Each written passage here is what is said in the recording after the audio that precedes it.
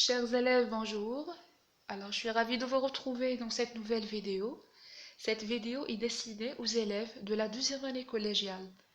L'intitulé de cette séance, c'est la tension dramatique.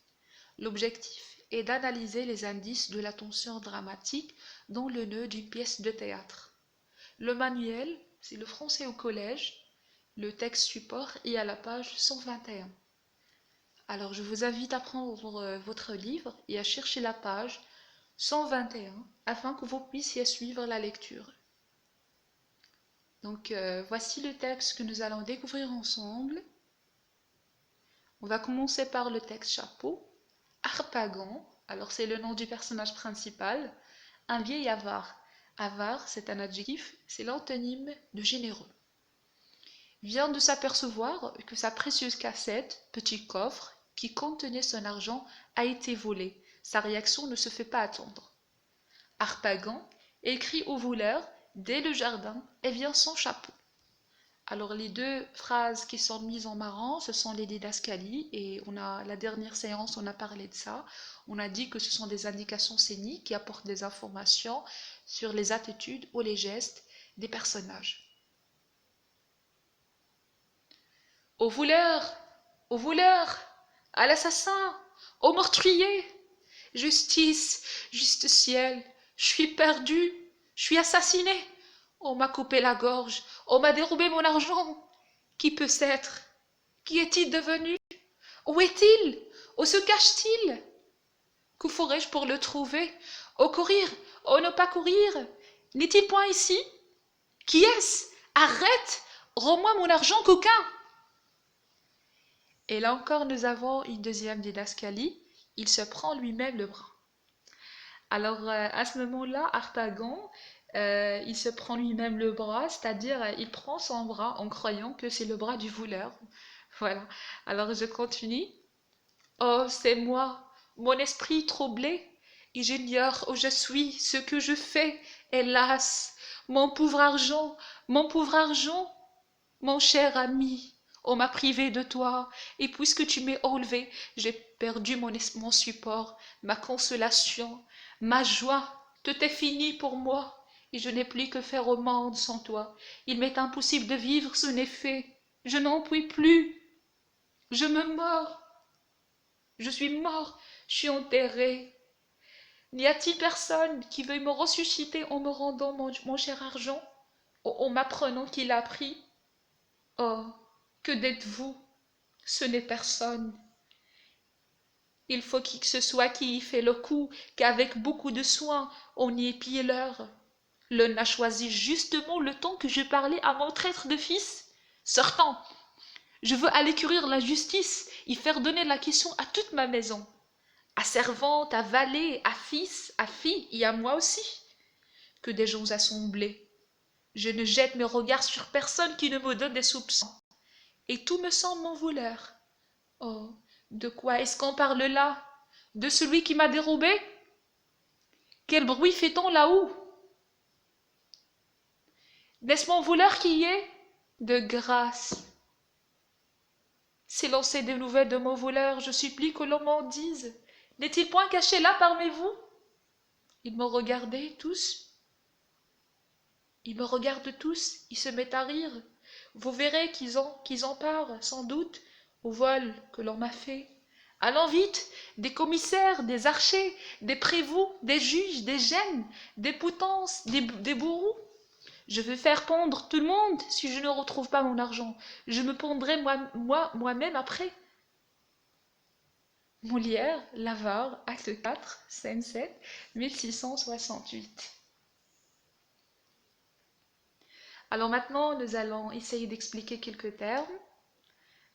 Voilà. Alors, nous avons troublé, qui signifie déranger. Faire le coup, on entend par ça le vol de la cassette. Le temps que. Alors, lorsqu'il dit le temps que je parlais à mon traître de fils, c'est le temps où je parlais.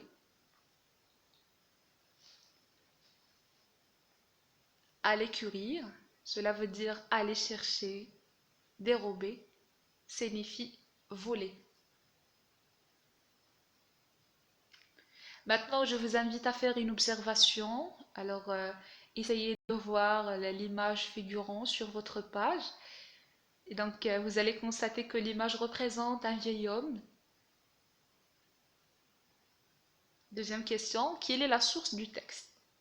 Alors, le texte est extrait d'une pièce théâtrale intitulée L'Avare, dont l'auteur ou le dramaturge est Molière. Voilà, c'est un dramaturge français très connu. La troisième question, à quel acte et scène appartient le texte? Alors là, on parle de la subdivision et il s'agit de l'acte 4 et scène 7. De combien de personnes s'agit-il? Alors voilà, bravo, il s'agit d'un seul personnage. À qui s'adresse-t-il? Oui, voilà, il s'adresse à lui-même. Alors, il parle à lui-même, il s'adresse là, il s'agit là d'un monologue. Lorsqu'un personnage parle à lui-même, ou s'adresse à lui-même, alors là, on parle d'un monologue. Et lorsqu'il y a plusieurs personnages qui échangent de paroles, on parle d'un dialogue. Ici, il y a un seul personnage qui est Harpagon, qui s'adresse à lui-même, donc il s'agit d'un monologue. Question de compréhension pour approfondir notre compréhension. Alors qu'il est personnage sur scène, donc voilà, il s'agit d'Harpagon. Où se trouve-t-il? Il est au jardin.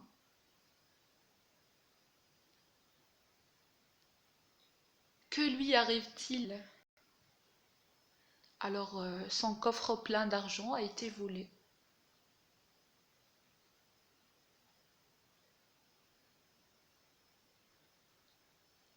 Prochaine question. Comment était sa réaction?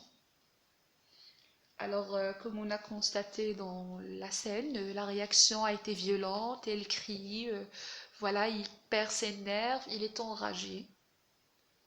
Comment se sent-il après la perte de son argent? Alors, il se sent perdu, en colère, il est enragé, voilà. Maintenant, pour justifier la réponse, bon, on cite quelques énoncés, voilà, dans le texte. J'en cite: je suis perdu, assassiné, mort.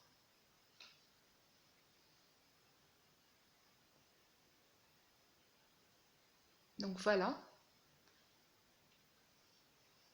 La prochaine question. Comment décrivez-vous la situation dans cette scène? Alors la situation, il est très tendu.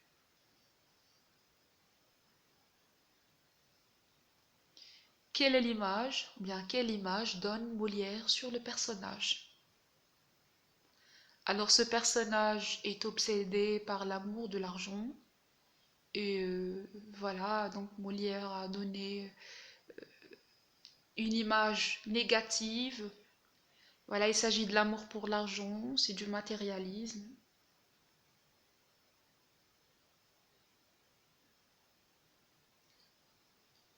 Prochaine question. Donc oui, bon, voilà pour justifier la réponse, on en cite l'énoncé: j'ai perdu mon support, ma consolation, ma joie, tout est fini pour moi.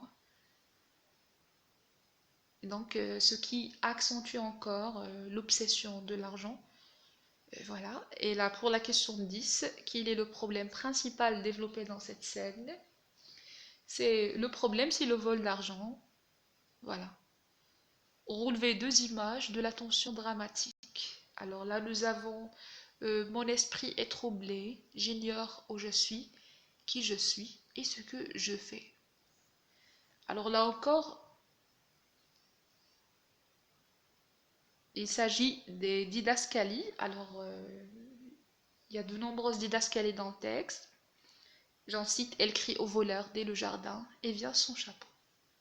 Alors, ces didascalies, comme on a dit, voilà, il sert à donner des informations, des indications sur les gestes, les déplacements des personnages ou sur leur caractère également.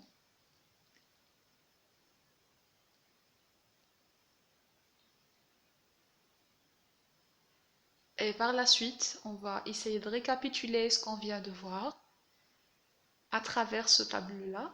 Alors, le titre de l'œuvre, c'est l'Avare. L'auteur, c'est le dramaturge français Molière. La subdivision, acte et scène. Voilà, c'est acte 4, scène 7. Le personnage, c'est Harpagon. Nous avons un seul personnage puisqu'il s'agit du monologue. Le lieu, c'est le jardin. Le genre, il s'agit d'une comédie. La tension dramatique du nœud, Harpagon perd son argent. Il ressent la colère et la rage après la perte de son support. Alors là, quand on parle de la tension dramatique, euh, on va dire que la tension dramatique y a son comble. Harpagon est amené à prendre une décision, à faire donner la question à tout le monde, puis faire pendre tout le monde, y compris lui-même, s'il ne retrouve pas son argent. Voilà,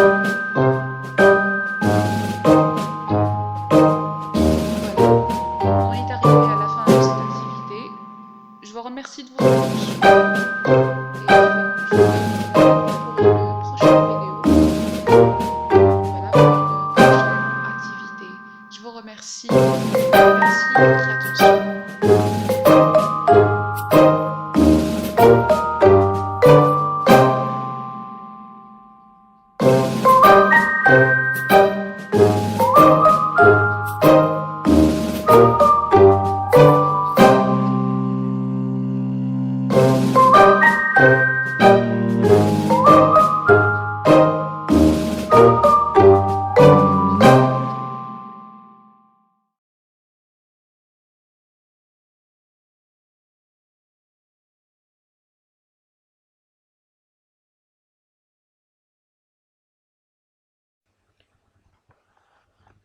Chers élèves, bonjour. Ravi de vous retrouver.